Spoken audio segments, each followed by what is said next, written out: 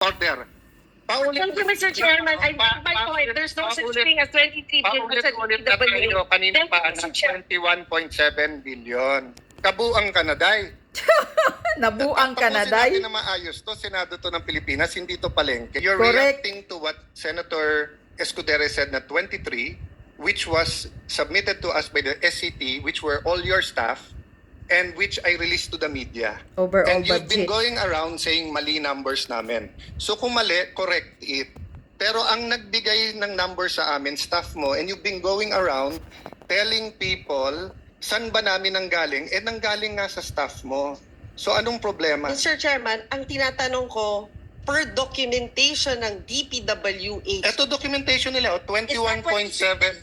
Is that 21.7 plus 3. Hindi DPWH ang sinubmit ko sa media at hindi yun ang sinabi ni Senator Escudero. Actually, Ang sinabi ni Senator Escudero galing sa SCT na mga staff mo. Madam, So what's the issue? Actually, Chairman, parang nagkakamali ho ata kayo dun sa presentation What's the nyo dun sa issue? phase 3. Sa Booking ka na records, kasi, di ba, Binay. 10 billion?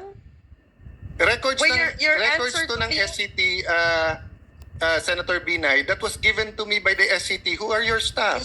Wait, So what's Mr. the Chairman, problem? No, ma'am, ginugulo mo yung hearing eh. Wala namang kailangan magulo. Kaya Yan ang nga. sinubmit sa akin. So kung sasabihin mo mali, edi ano yung tamang number? Sir Yan, yan Chairman, po ang sinubmit sa akin, galing ng staff Kung mo. natin ngayon, Yung yung total- side ng DPWH. Yes, and ang So- pinag-uusapan namin ni Sec Sadain, yung sinabi niyang 5.7 na 7 point something pala.